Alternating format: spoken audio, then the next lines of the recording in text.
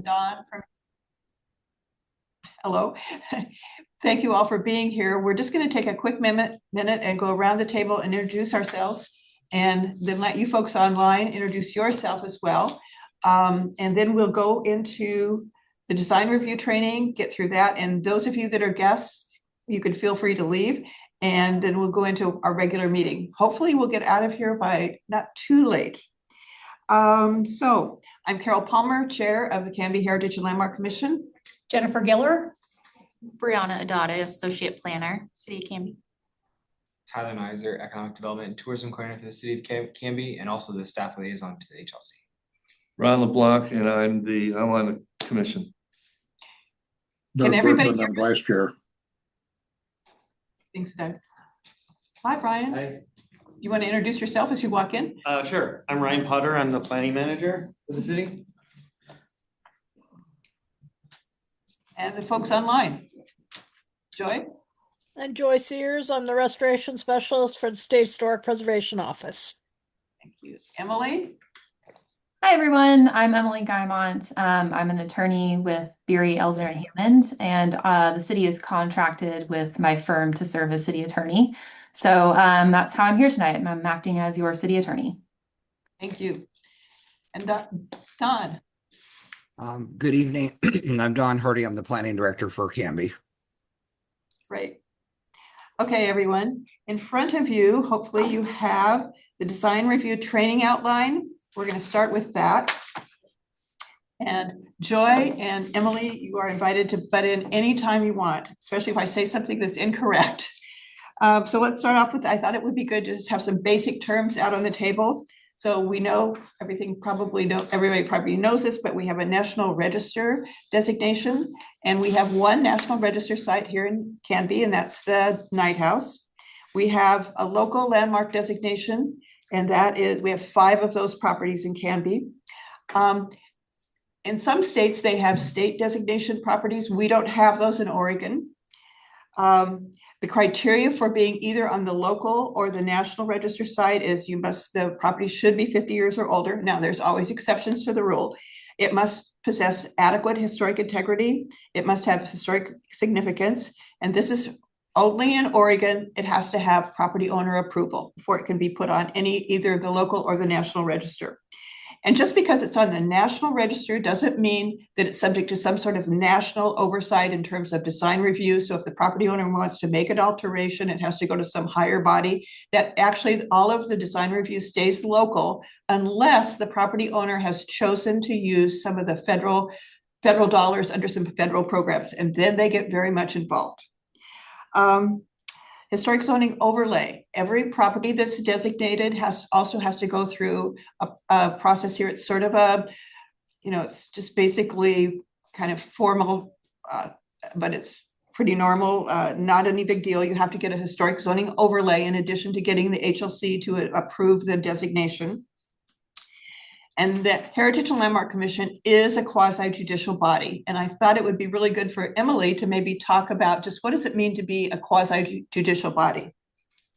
That's a great question. And that really gets to the crux of what it is that the commission does. So part of your job as the commission is to make decisions on certain matters that come before the commission. For example, I'm scrolling through your code really fast. So designating a certain property as a historic landmark, for example, that's a decision that comes in front of the commission to make.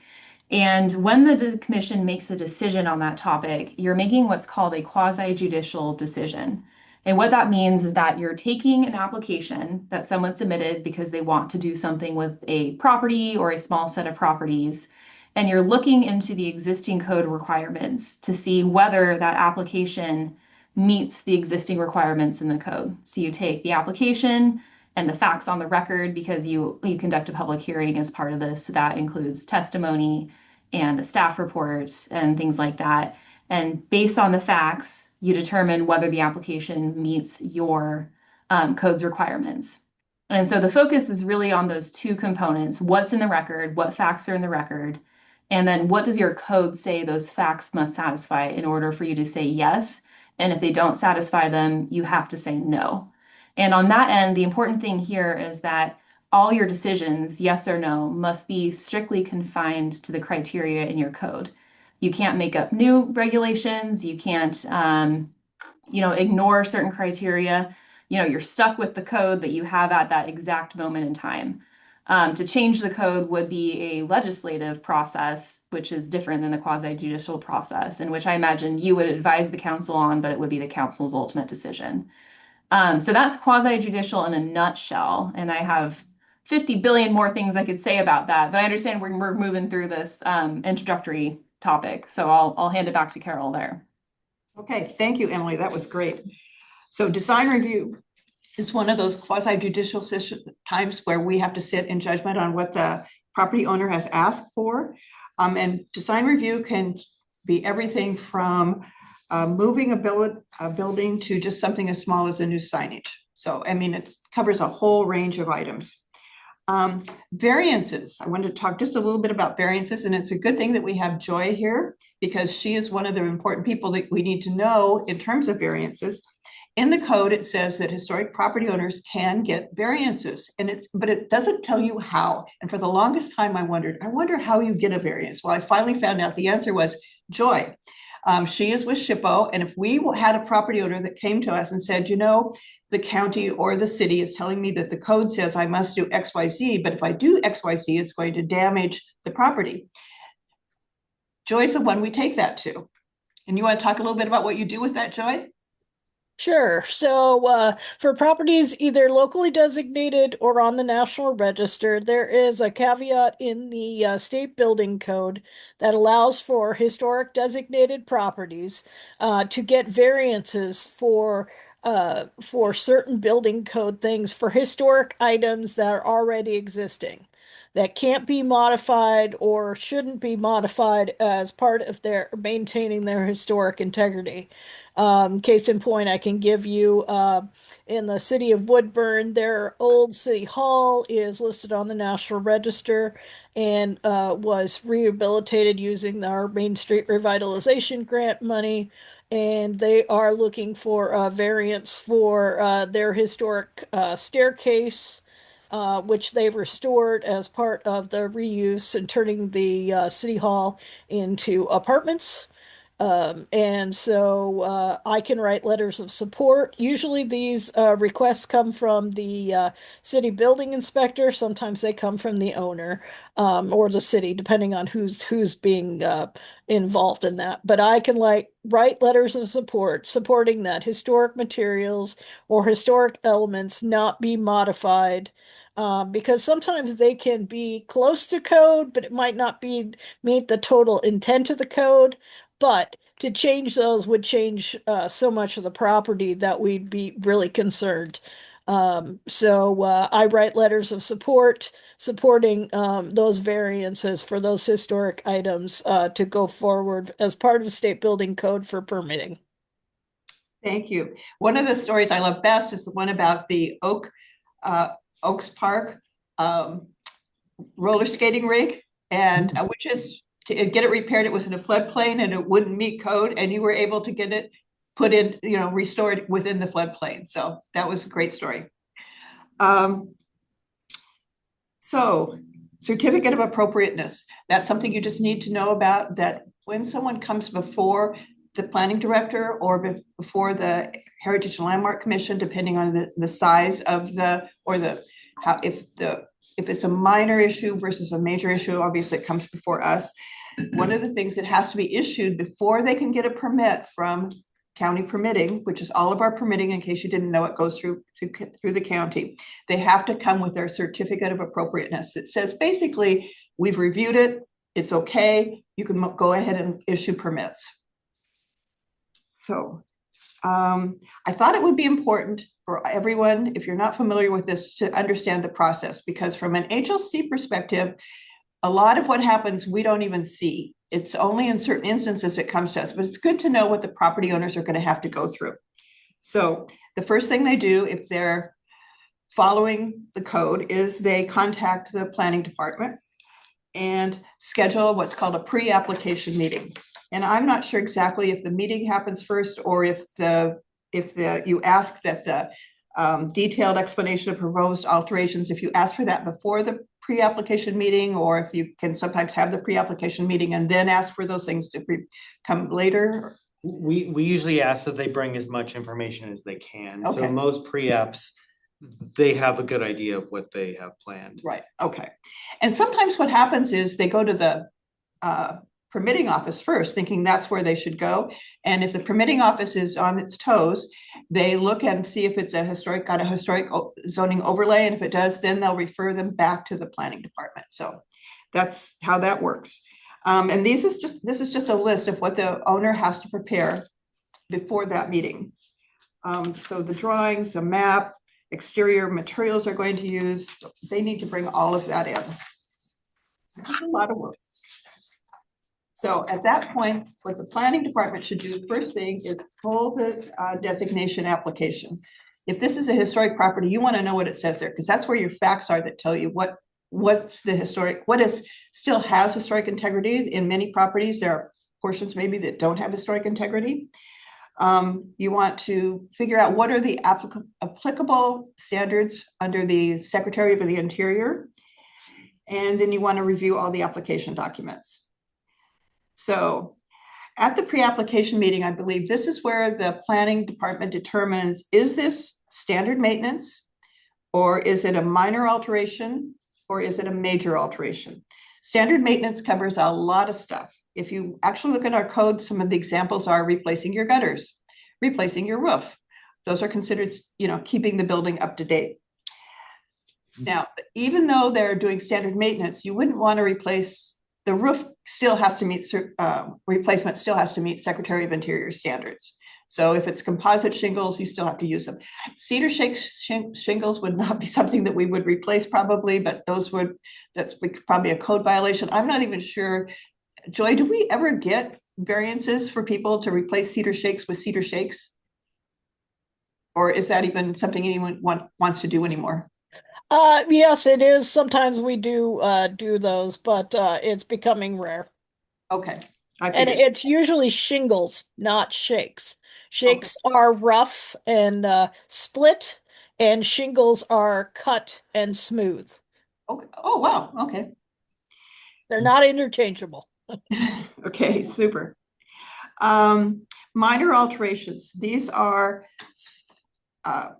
typically small changes that are being asked for, and that a minor alteration can be approved by the planning department. It does require a certificate of appropriateness.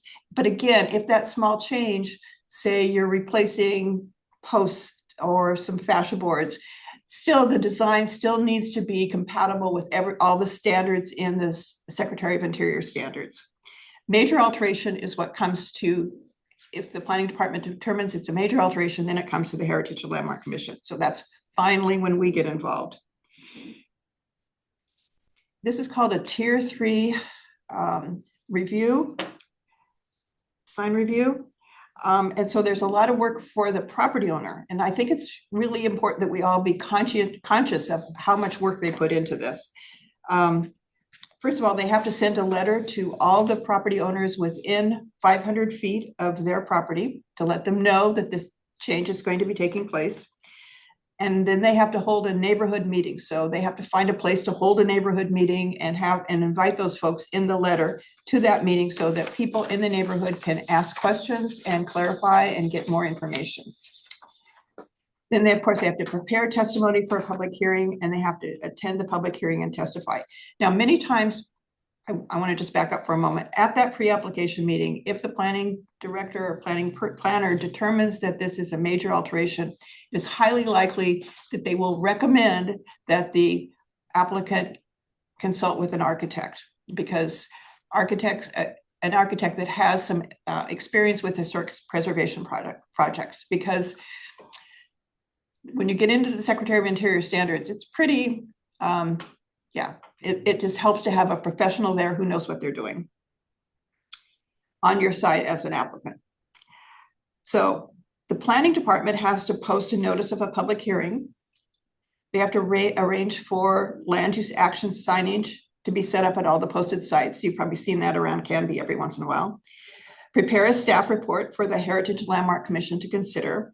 And in that staff report should be the original designation application. And I'm not sure that always happens, but I think that's important. You have to see the application for when it was put on either the local or the national register. And we do have a little bit of a problem in Canby that 3 of our properties do not have applications in place because they were put on the local register via an ordinance, via a change to the city code. So the one thing that we do have, which is hopefully going to help us, is we have had intensive level surveys over the last 10 years. I've made sure that we've had intensive level surveys done on all those properties. So it may not go back to the date of when they were added to the local register, but it still gives us a point in time of what was still original and what was not. Also included in that would be any reference to the applicable Secretary of Interior standards, and then also the recommendation to either approve or deny the application. At that point, then we hold a public hearing and we vote on the application. And what I've done here is just taken the SOI standards and that were in the Oregon City Design Review, and I've just walked through those here so you can, and I think you could all read those. I don't think there's anything really magical about them. A couple things I would emphasize would be number 5, distinctive materials, features, finishes, and construction techniques or examples of craftsmanship that characterize the property will be preserved. That's really one of the important ones. I mean, these are all important. They're all part of the standards. Number 9 is a tricky one. If you're going to add something, it has to be compatible, but it can't look like it was originally there with the property. And that's a really tough line to, and Tyler just left and I was gonna have him pull something up. So I hope he'll come back. And I went out yesterday while it was still sunny and took a couple of photos of some examples to show you for that I think we've got that are pretty good. Oh, Carol? Yeah. I was just going to point out, anybody on the commission or anybody interested, our office has a number of Zoom presentations on the standards of various aspects, like the overall standards.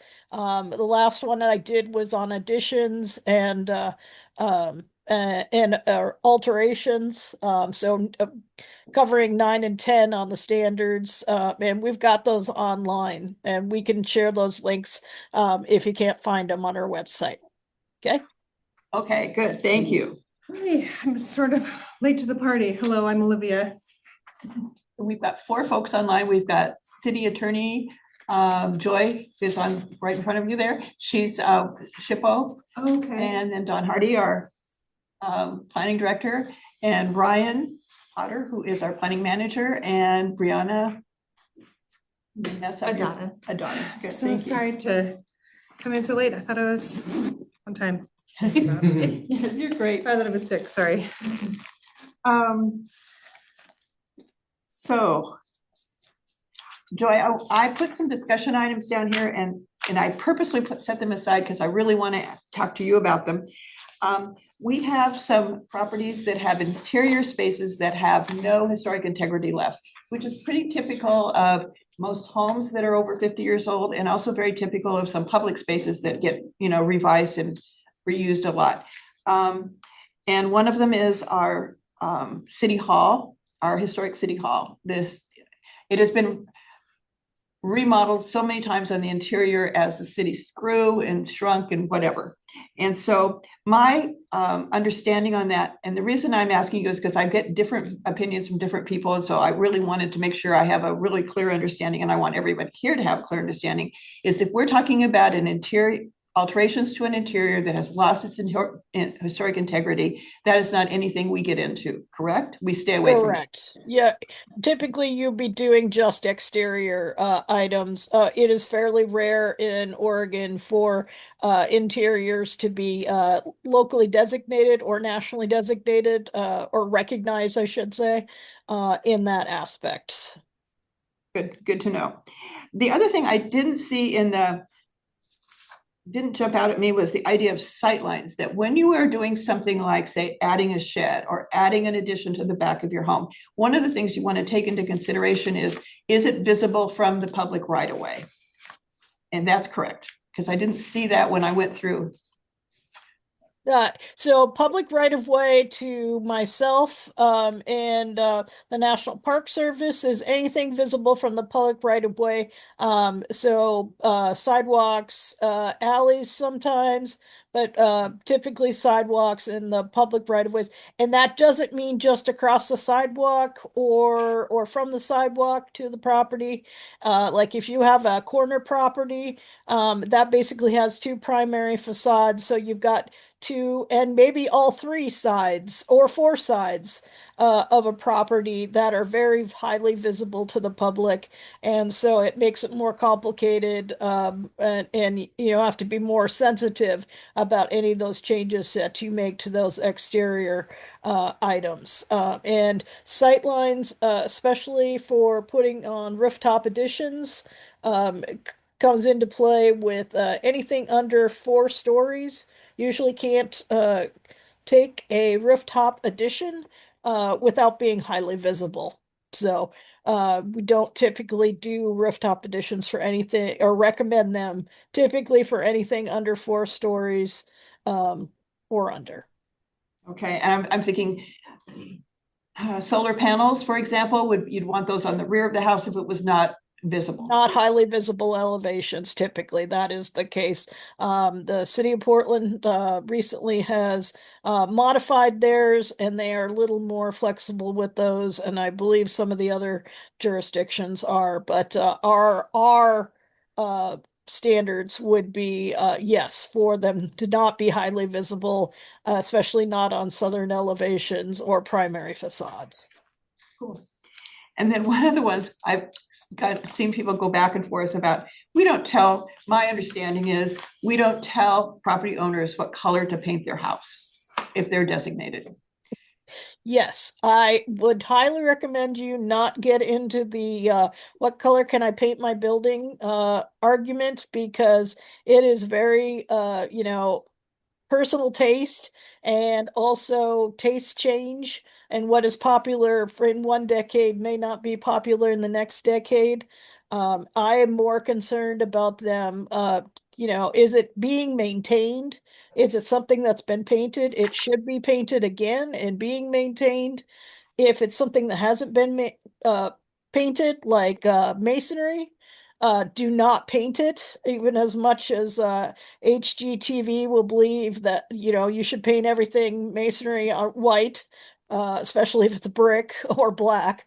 If it's not been painted, don't paint it. You're going to cause bigger problems and breathability problems for those masonry items. So I'm more concerned about things that are being maintained, and you can color it. I joke, but you can paint it pink with purple polka dots if you want. Most people don't take me up on that, but I'm not going to argue with you about what paint colors. What I reflect on is the Oddfellows Lodge at Astoria, which I believe is on the National Register. Yes. And it's painted purple and red. Yes. But the nice thing about that paint is it highlights the architectural, yes, the architectural. And they also got that paint donated, so. Paint helps. Yep. Donation helps, yes. Okay. Thank you very much. And that was really important to me too, because I think we did have at one time, and I don't think any of you folks in planning were here at the time, but when we did the Night House,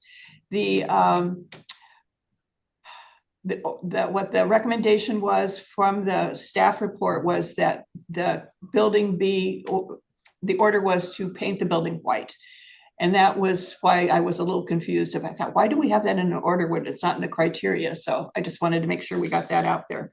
Thank you very much. Carol, one thing that can be pointed out is there are some properties, it is rare, but some properties like the White House, which is white, Yeah. That white is a character defining feature of the property. So there are cases where that can come into play, but it's fairly rare, I find. Okay, thank you. So also in front of you, you have the Historic Development Standard Guidelines. I just picked one of these. This is the one from Ashland. And if you haven't taken, you probably, I think I emailed this out ahead of time, but I just want to make sure everybody had a chance to look at it. This really talks about a lot of just some of the basic things that are applications of the Secretary of Interior standards. This isn't, occasionally there's some local standards in here. I think they are pretty clear about what's local. But you'll see that most of it is, they talk about placement and size of additions, located on an inconspicuous or rear side. And then there's the whole idea of mass, you know, how large is the addition versus does it overwhelm the property, the historic property? Those are all things to think about. Let's see what else. And I think on the rear of that, the back page, they show a really good example of compatible versus non-compatible. And Tyler, could you do me a favor? Could you pop up photo 1? Yeah.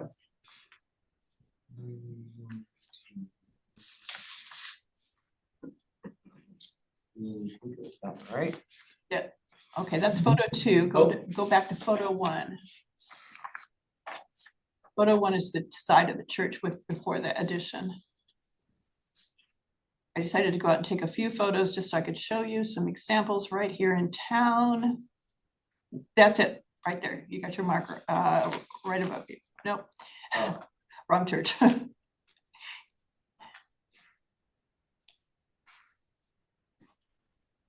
Oops, let me see I here. guess we lost. This one?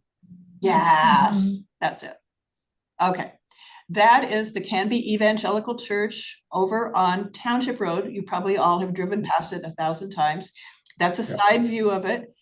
And it is not a designated property, but we did have an intensive level survey done on it, and it was rated either ES or EC.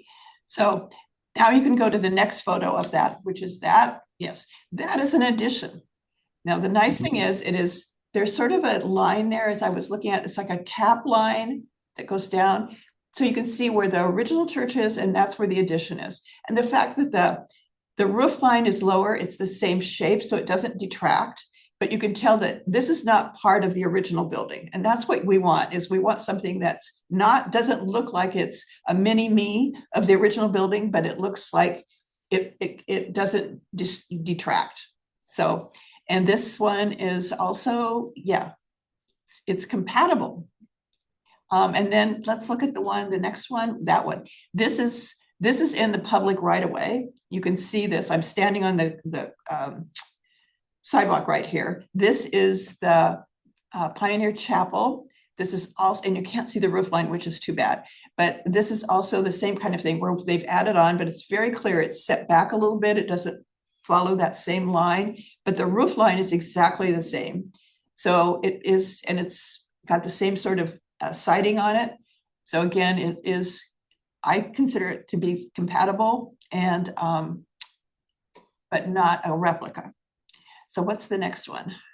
I think Yeah, we've got photo 4, my favorite, the Bell Building. let's see here. There it is. Okay. So it's a little hard to see, but that building there that says Rice on it, that, oops, we lost it. I don't know why that won't come up here. There it is, back. Okay. That is actually one building. So the Bell Building and Rice Time are underneath that facade on the Bell Building is the same building. It was back in 2009, before the new facade was put on, it was rated as eligible contributing. That is a 1930 structure, very 1930-ish. And what we've got here is a completely, it's not only incompatible, but it's just completely, we've lost the historic integrity of the property because of that facade. There's sort of an attempt here, I think, to make it look like an 1890s or 1880s false front building, which, yes, we had those in Canby, but that particular building wasn't there.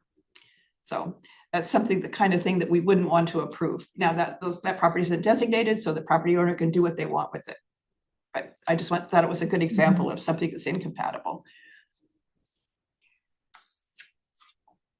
So you also have in your packet, I Things as small as signage and awnings are just as important and need to be considered. And this I pulled from San Francisco. It is their design guidelines for a particular district that is a historic district, and it's also, I think, a conservation district too. Anyway, so this is really a good example of, again, the kinds of things that sort of follow the philosophy, the overall arching principles of keep it appropriate, don't detract, be conscious of the materials. And you also have design guidelines for alterations from the city of Oregon City. And these are what I think we've talked about as a team, that we want to put out design guidelines for our community as well. And these are great things that we can use to copy from. The one thing that I love about the Oregon City guidelines is page 6 through, yes, starting on page 6. These are wonderful. If you are a property owner, even if your building isn't designated, but you own a historic property, these are great tips for how to keep it in shape, keep it maintained without destroying any of the historic integrity. So things like cleaning the masonry, probably power washing, or sandblasting isn't what you want to do. That's what it tells you in here, and it tells you how to maintain it without doing that kind of destructive work. Carol, all of that comes from the illustrated version of the Secretary of the Interior standards. And I can send you links to that you can share with the group. Super, thank you. So, how are we doing for time? We're doing okay. Emily, I wanted to talk a little bit about, I think I sent you an email about this, I hope you got it, but one of the things that you had in the packets that you sent me was about the the appeal process. And so I just wanted to say to everybody here that one of the things we have to be very concerned about, if we make a decision based on whatever either what the planning department is advised us to do or not, whatever we do decide on, we want it to be based on the criteria. The worst thing we can do is have decisions that are based on arbitrary and capricious or personal biases. So we don't want any of that, because our decisions can be appealed. And I thought, this is, Emily, it's your turn to talk about some examples of appeals. Yeah, absolutely. So for the decisions that you make as a commission, the first level of appeal is to the city commission. So if someone doesn't like a decision that you guys make, they file an appeal with the city commission, and the timeline for doing that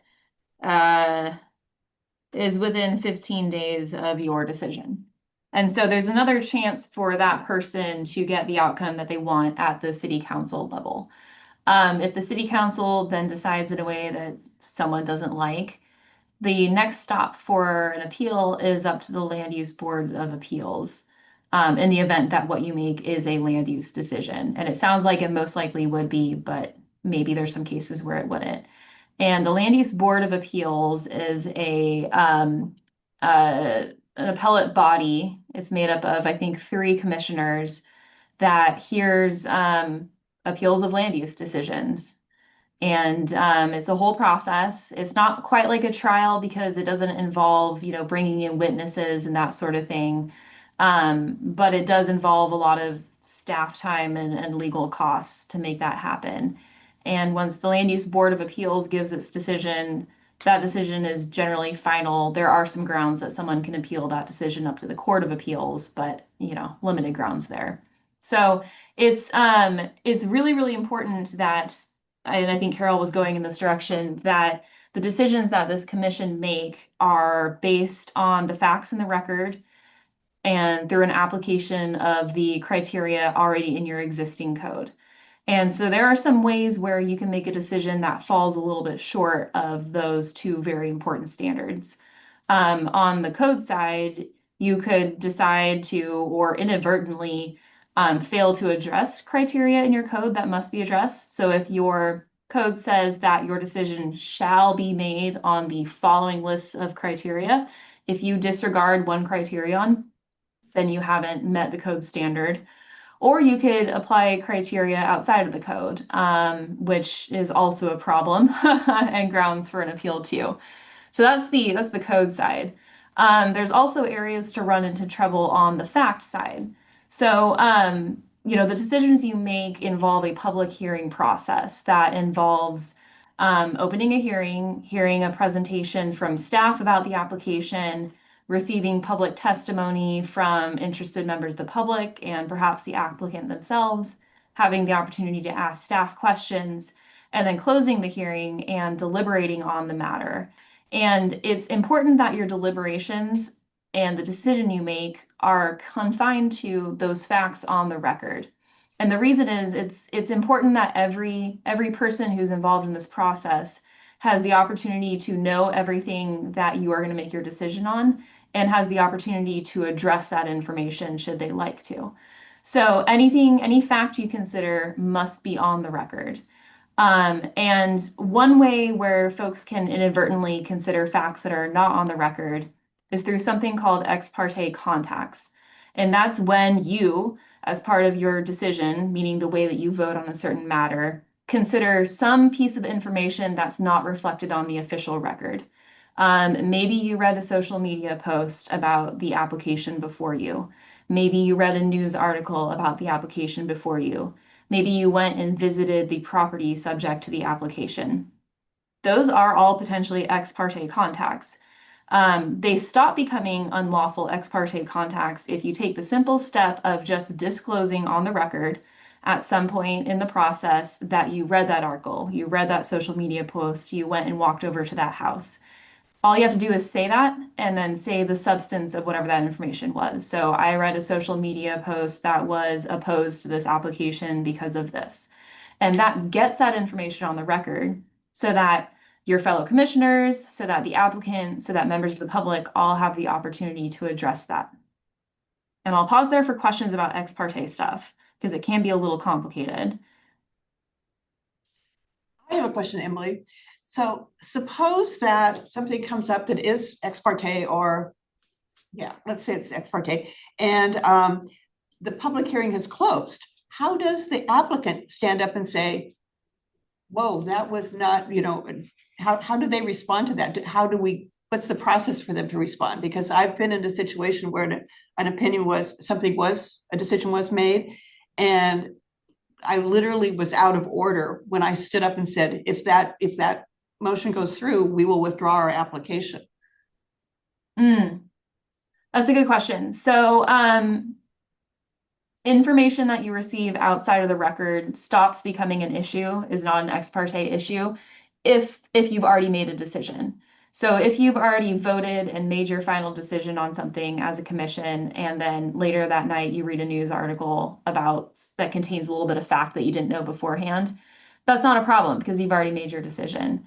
But Carol, I think that what you've just described is something a little bit different.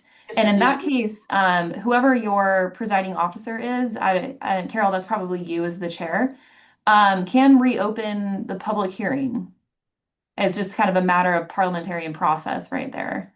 I did not understand that. Okay, that's good to know. Good. I can talk about bias issues right now too, if that makes sense. They kind of go hand in hand. Yeah. Okay.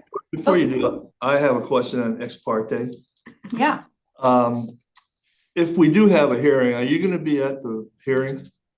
I could be. If staff wants me or another attorney from my office to be there, it's possible. I will say yes upon request. How about that? Sometimes the applicant is well known to everybody or people on the board, and they're very comfortable talking to those folks, and the board wants to help the applicant. But in a public hearing process, those interactions probably should be limited. Right? The board's not giving them suggestions on how to modify something. It's probably best practices to be limited with your communications with applicants. But that's not always possible given what you've described. That's why ex parte contacts aren't unlawful unless you don't disclose them. So that's just a matter of being sure to disclose anything that you learned about this particular matter before you at that time somewhere on the record before your decision is made. Practically speaking, that may be quite burdensome. If you're having conversations with applicants or interested parties pretty frequently, then that's like a lot of conversations to keep track of and to remember the substance of so that you can make that full ex parte disclosure. But that's I guess that's just kind of the trouble inherent in how the law is set up there. Okay, so when does the ex parte clock begin? So is it when the application is filed, or is it when the application is accepted, or when does that? It's when the application is submitted. And Dawn, I'll let you chime in here. It's either submitted or deemed complete by the city. That's when the clock starts, or when the ex parte danger zone starts, and then it ends once you make your final decision. And I'll let the planning staff chime in if they have some clarification there. And Ron, just on the issue, it rarely has come up. I think one thing as HLC board that would be really effective is what we do at the Planning Commission is there any conflicts of interest? And that has to be revealed at the beginning of the discussion, and from each board member, and visited the site. They'll have to reveal that they visited the site, but I forget what they say exactly, but they could proceed without bias or whatever. There's a coined phrase that they use each time.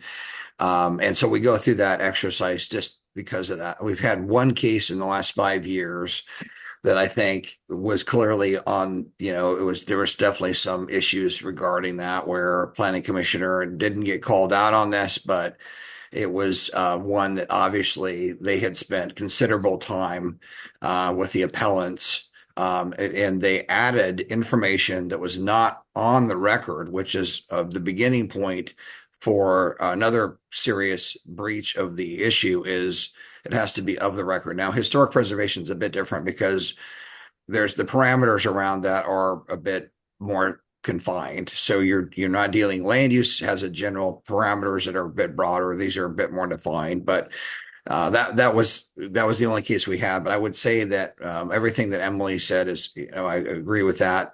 I think it's more a matter of having folks reveal that are the decision makers up front, is the critical path here on this. That were you influenced to a point where you should not be voting? That's the real issue here. In the end is, if you're influenced that much, if you're best buddies with these people, and and the other part is, if you're financially invested, clearly you should not be voting. If there's a financial investment piece at all, clearly that's a conflict. So the bright lines are not always, sometimes they're a bit fuzzy, but I would say you kind of know it when it happens. And I think the first part is, are you feeling that you're influenced to the point where you should not be voting on this and abstaining?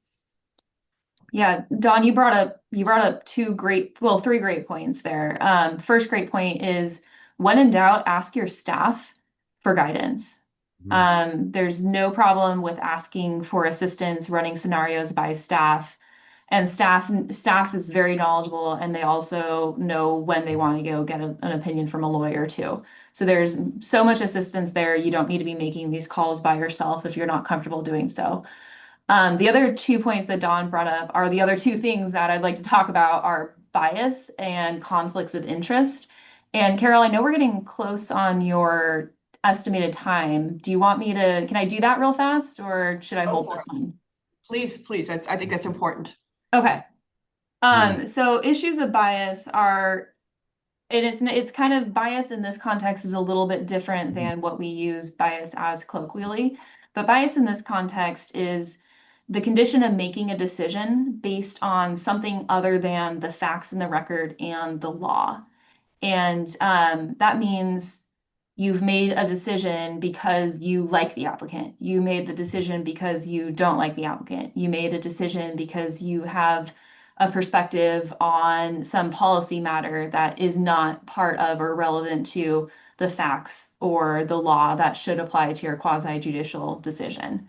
It could come up in ways where we you like or don't like, dislike, hate something, those kind of more common ways we think about bias, but it also can come up in just like anything that would influence you to prejudge the application in ways that are not based on the facts on the record and in ways that are not based on the criteria that you apply to the facts. The other one is conflicts. So there are two types of conflicts in Oregon ethics law, and you all are public officials subject to the ethics law. There are actual conflicts of interest and potential conflicts of interest. And the difference between the two is that you have an actual conflict of interest when a decision or a recommendation or some sort of action that you will take as part of your official role will have the impact of bringing a private financial benefit or avoiding a financial detriment to you, to family members, and to businesses with which you are associated. And family members and businesses with which you are associated are both defined terms that I'm not going to get into right now. So if you make a decision on something that's going to bring you or a relative a financial benefit or will have the effect of allowing you or your relative to avoid a financial detriment, that is an actual conflict of interest.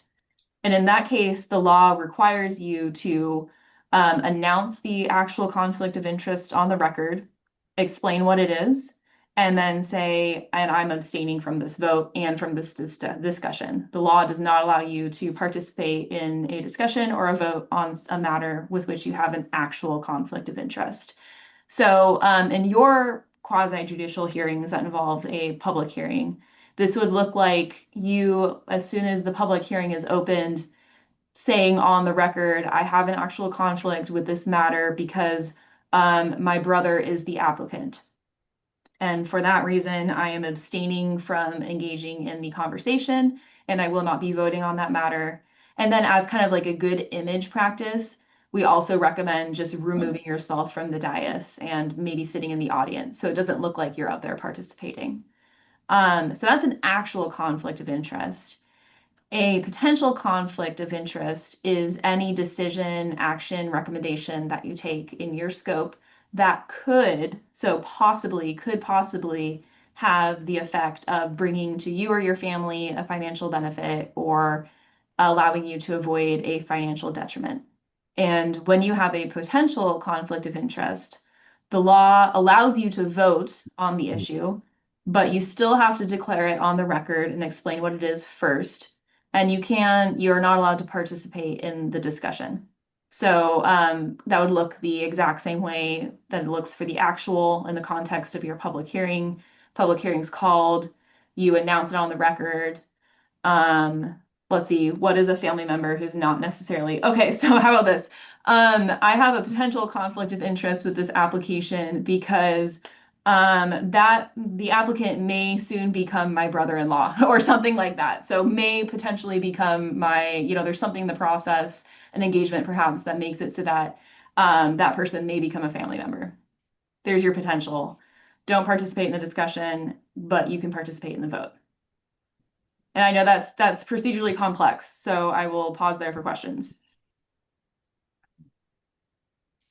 I have a question. When we're talking about, I'm going to take you back a little bit to ex parte. Yes. And you talked about the start and stop time being the submission and the decision.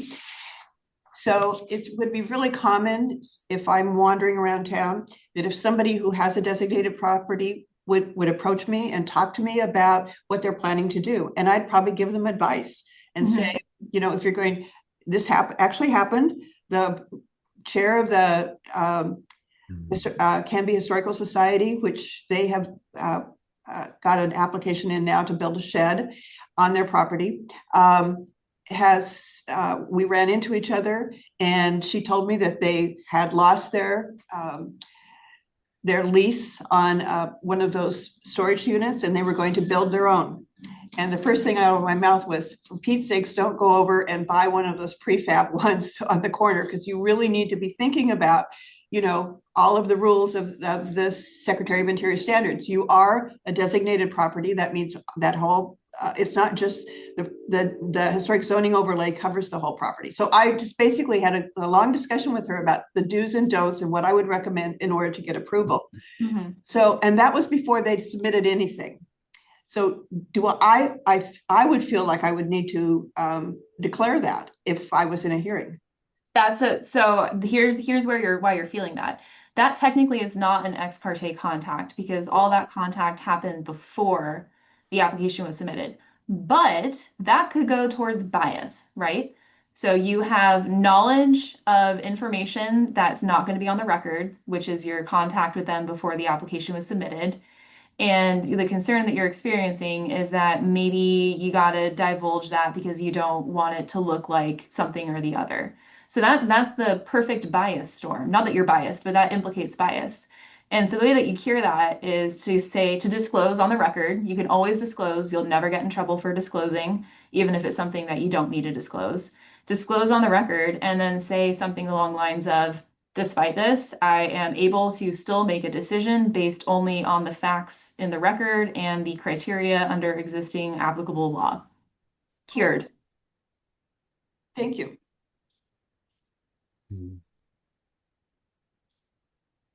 Any other questions? I do. It's off topic from that stuff. But Emily, I had a question for you about clear and objective standards. With all the new state laws that planners have to comply with, there's even stuff in our current zoning code that when we go through our code update, we're going to have to strip out because it's not clear and objective.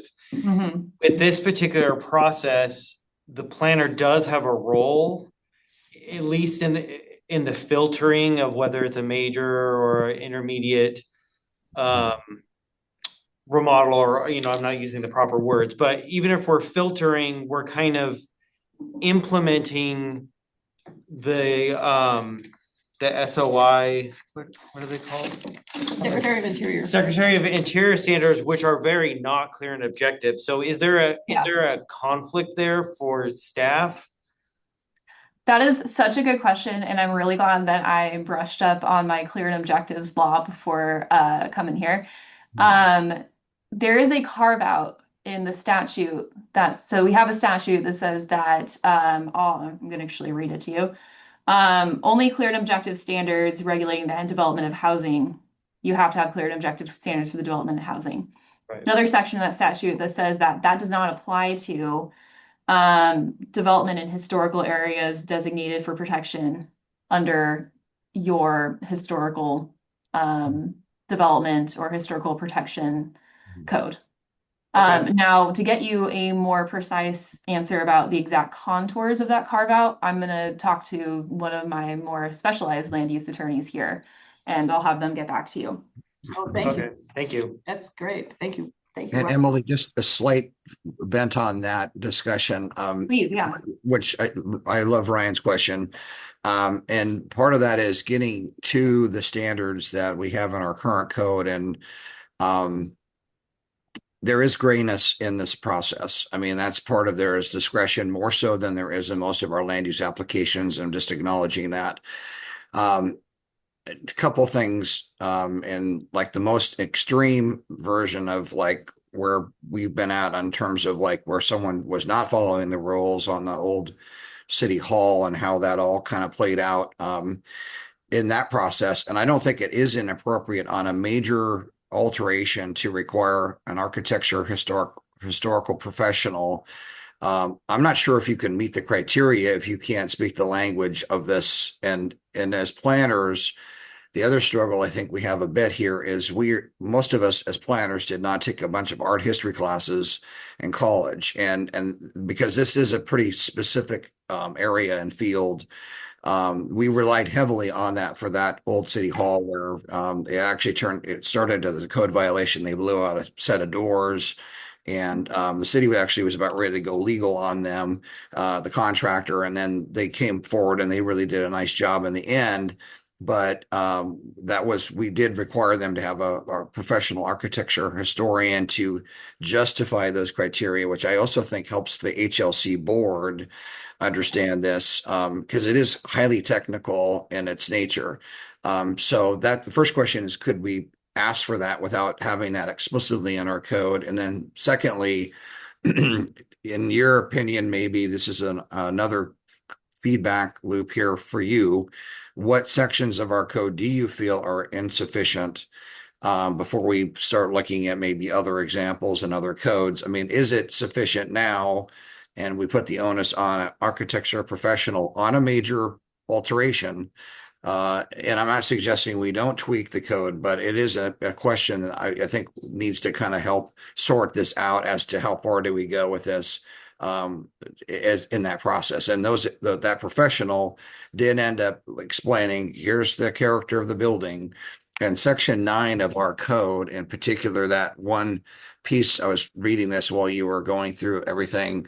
New additions, exterior alterations, or related new construction shall not destroy historic materials, features, and special relationships that characterize the property. The new work, this is key here, shall be differentiated from the old and shall be compatible with the historic materials, feature, size, scale, and proportion and massing to protect the historic integrity of the property and its environment, which is pretty broad and sweeping. And so that, I think, does maybe give us that justification to say, and the HLC board could simply say, if someone didn't come back and force their way onto a hearing, we're not going to take action until that's addressed. I'm not suggesting somebody's going to do that, but these are kind of the parameters we're trying to figure out a bit here. You know, as planners, we're not experts. I mean, I'm just going to reveal that 100%. We rely heavily on Carol on all these, even on what is minor, we rely heavily on her, you know, her knowledge and education to, you know, what is this? What do you think it should be? And there's a lot of conversations around that happen. That's a great point. So yeah, I've got that jotted down to take a turn through the actual criteria, and that you said the major alteration area of the Yeah, code. exactly. And I think the minor stuff, to be honest with you, those have generally been, I mean, we as staff, even though we're not experts compared to others, I mean, we have generally got it right. I think we're like in our kind of like, how big of a deal is this? But we, the major, that when it swings, and I guess we've probably got the major ones right as well, but sometimes we're not sure. And we clearly do not want to make a decision on something that may jeopardize the historic characteristic of the building. I mean, that would be horrible. I mean, after somebody went through the whole local designation process, it's just not like what we want to do. But yeah, it's a bit fuzzy. Like, I know some jurisdictions, I love what they've done, and I think that's probably the right direction. But some of those maybe show graphics and stuff that may be helpful, but I think the words that we have in our code might actually turn out to be almost the same as what I just breezed through this. I'm not saying our code's great, but they may end up getting us to the same place as to someone having to prove that out. I mean, I'm just in terms of approval process.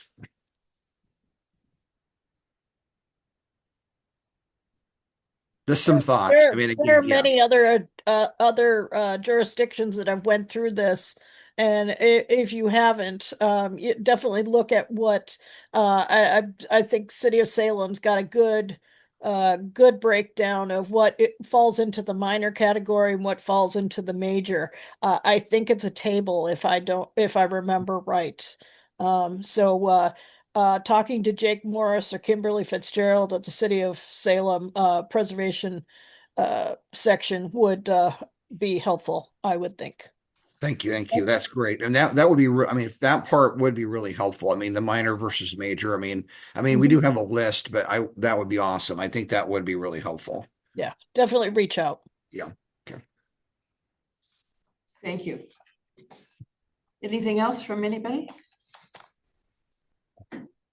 Well, I want to excuse any of you who do not want to stay for the rest of the meeting. So if you have better things to do than listen to us vote on the last minutes of the minutes of the last meeting, you're free to go. And thank you, all of you, so much. This has been so helpful. Great. Thank you all. Thank you. Thank you. Thank you Always for having available for me. questions if you want me to come back. Okay? Thanks. Yes, Thank you. and that's Thank you. good because I may. Okay, not a problem. Okay, take Have a care. good night, everyone. Bye. Thank you. Thanks, Emily. Thank you all. It's great to meet you in person. Yes, great. Thank you for being here. So my goal for this year at least, is to hopefully we'll have some more of these where we'll have like little refreshers so that we'll go through additional documents. If I find good things online, if I find what, I think it should be easy for me to find what Salem's got, we can bring those in and we can talk about them, which would be great. And Ryan, I think you're going to be our new Emma. Yes. Okay. And despite what Dawn said, I actually do have, I was an architecture major originally before I switched to planning. I actually do have a lot of architectural history background. And for 7 years in California, I was working on environmental planning, but one of the sections of an EIR is cultural resources.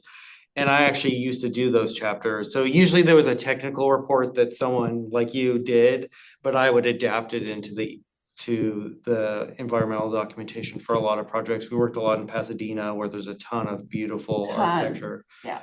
So I'm not an expert, but I do have a little bit Yeah, cool. of history. That's great. Good to know. Good to know. We'll lean on you.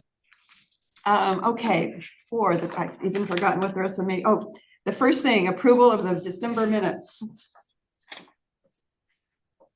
Those are in your packet. So I just need a motion to approve. I'll make a motion to approve the December 1st meeting minutes as presented. Anybody second? I'll second that. Great. All those in favor? Aye. Aye, okay. With anyone opposed? No, all in favor, the motion passes. 2025 volunteer of the year. Okay, so for those of you, Ryan, you were here, but you'll be on our list from now on. Oregon Heritage does this great thing every year or every other year, because that's how often they have conferences, where they recognize folks who won what they call Oregon Heritage Excellence Awards, and that's a very small number, but they also reach out to all of the heritage organizations in the state and say, if you have a volunteer in your organization that you want to recognize, please send us the information. And I did that. Since I couldn't get a special meeting going, I just used my chair prerogative, and Ron is our volunteer of the year. His picture. Yeah. We'll have a party. So in what a will, historic building somewhere. I figure doing the Drink minutes. old fashions. Yeah. Good idea. So yeah, I figure taking the minutes, coming up with a handbook, getting us on the right mark in terms of having goals, all of that. And I really appreciate the fact that you're very conscientious about reminding us about getting things in the record and following public open meeting laws. So thank you so much. So what will happen, I'm hoping you're all going to want to go to the Oregon Heritage Conference. It's going to be in Woodburn and in Mountain Angel. The actual dinner, the awards dinner is, I think, the Thursday night. And they do a great job of, your picture's going to be up there on the screen for everybody to see. And they walk through and really recognize all of the volunteers. So, as well as most likely, in case you don't know, probably the Mark Prairie Historical Society renovation of the Mark Prairie School is probably going to win the Oregon Heritage Project of the Year award. So yeah, that'll be great. And if you want to go to the conference, we pick it up. We use our certified local government grant to do that, and you're welcome to come too. Anybody in the planning department is welcome. We've got enough money in our budget that we can pay for lots. So the only person you need to notify is Tyler. Tell Tyler you want to go and he'll make sure you get a ticket. Election of officers. Everyone, you cannot not speak now. You have to speak. So first of all, chair. Does anyone want to volunteer to be chair for the 2026 year? Okay. I'm not going to keep doing this, Tyler. One of these days I'm going to say I've had it. Okay. I will do it. I will do it one more year. Do we need to, would you like to vote? I would move that we appoint Carol for the next year as chair. I would second that. Oh, I know you all. Any? All of those in favor? Yes. Yes. All of those opposed? Okay, Carol's gonna be chair. This is it. This is the last year. With support. Okay, We have other officers. yes, I'm going on. Oh, Okay, so the next thing is vice chair. Doug is currently vice chair. Do I have any volunteers to be the vice chair? Doug, are you interested in doing this one more year? I guess I could do it one more year. Okay. Anybody else? All those in favor of Doug continuing as vice chair? Yes. All those opposed? I don't think I even had a motion there. Apologize for that. That's okay. Okay, recorder. I volunteer, Okay, nominate myself. okay. I move that, can I move? I think I can move. I move that Ron be continue on as our recorder. I'll second that. Okay. Right. All those in favor? Yes. Aye. Opposed? Good, okay. Awesome. Then I need a vote on one other item. As I think I told you all in an email that when I did the grant report this last time, I said there's no way that I have any capacity left to do the driving tour. And I got approval from Oregon Heritage to eliminate that from our project plan.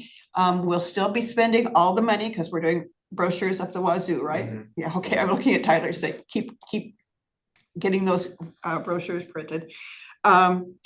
So I just need a vote to see if first of all, is there any objection to that? Or does anyone want to pick up that project and try and make it work? Dead silence. I think you're on the right track. Okay.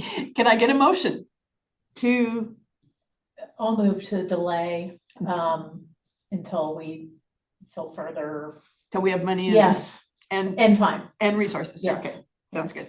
Any second? I second that. Second. Okay, all those in favor? Aye. Okay, super. Next item. We have a recruiting update.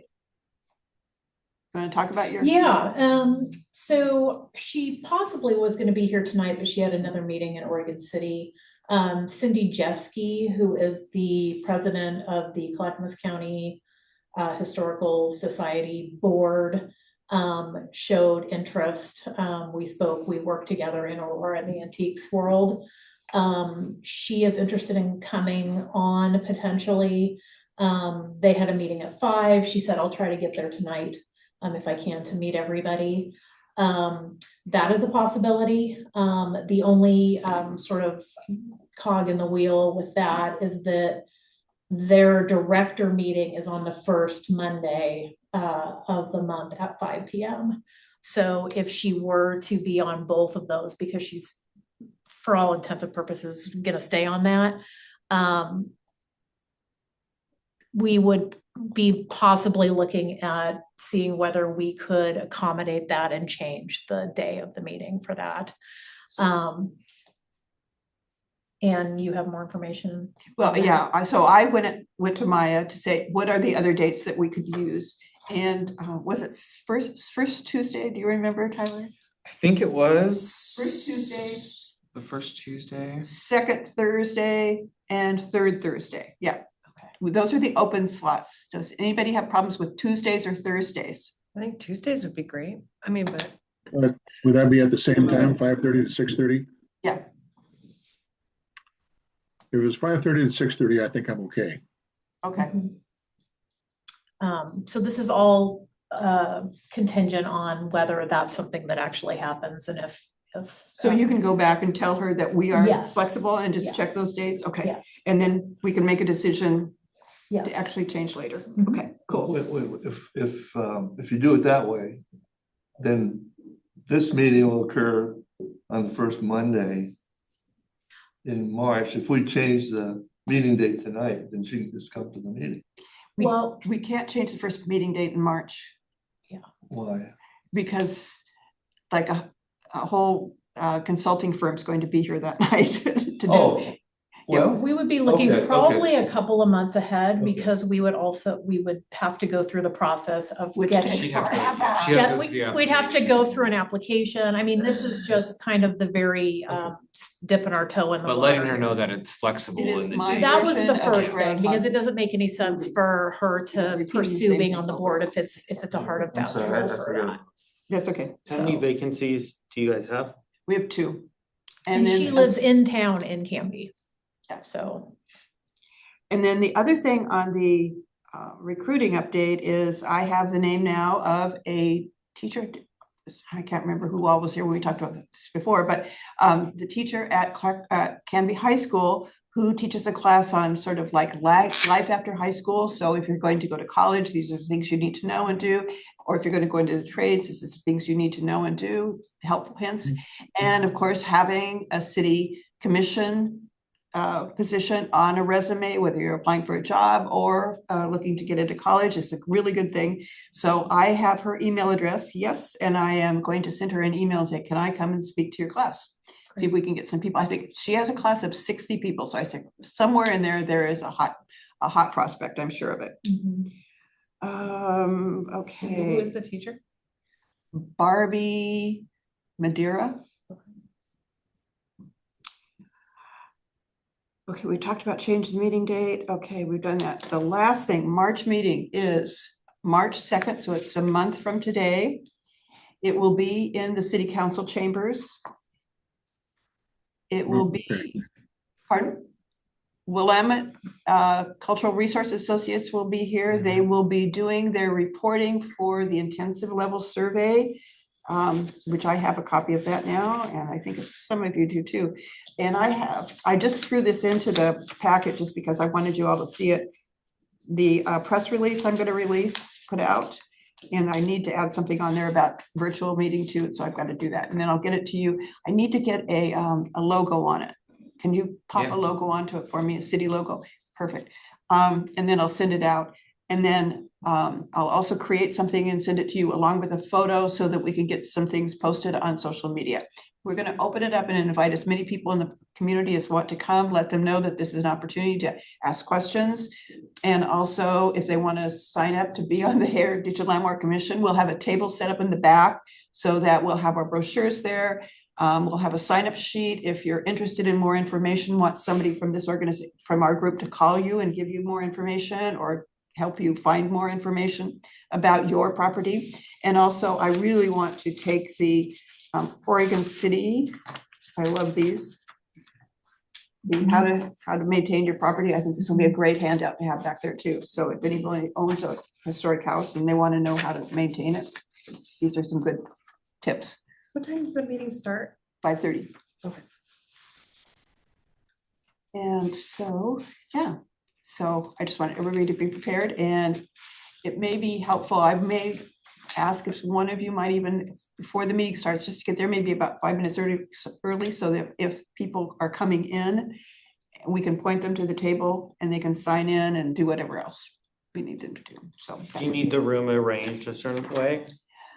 No, I don't think so. We'll find out. Tyler and I have a conference call with Bridget on the 17th. She's doing the presentation, so. And she'll, Do we have the draft report from? I them have yet? it. Yeah, I You have haven't it, sent it okay. out yet. Okay, no, yeah, just wondering if I missed something. No, I will, there's a problem with one section of it, so. Okay. Yeah. No pressure. Just reading along and going. The part that's really I'm important. curious. Yeah, the part that's really important, which is the information on each property, is very good. I don't have any problems with that. They did another take on as a context statement, the overall history of the community. There is so much misinformation out there, and unfortunately they picked up a lot of it. And so I, of course, had that vetted by Peggy and by Nora. And I thought, Peggy is in Mexico, but I think she doesn't need to be eating anything with a hot pepper in it because she's already pretty hot about it. So it's not good. And it doesn't surprise me because of the misinformation that's out there. And a lot of it's in writing in places. So. Did they go to the Historical Society? Yeah, they did. But they also just went some other places. You're like, sometimes you should just stay off the internet. Okay. Yeah. Yeah, I get it. yeah. And you shouldn't use Arcadia books. So, What is that? Arcadia books. yeah, it's it's like a photo album, it's, yeah, Okay, Those I'll look it up. sepia tone books, yeah. where they have one for each community, yeah. Yeah, each Oh, community, those. yeah, Okay. They were using that as their source? one of their sources, yeah, and they have a picture in, this is the part that we just saw with, they have a photo of the Canby Evangelical Church, Mhm. and they have labeled it as, in the Arcadia book, and they have labeled it as the Pioneer Chapel. Oh, Oh. And so, yeah, well, it's just an author that made that. It's not like Oh, I know. vetted anywhere. I mean, they're just very, very, yeah, yeah. there's no rules. No one's So, correcting anything. anyway, so we are gonna fix this, and that's it. Okay. Anything else for the good of the order?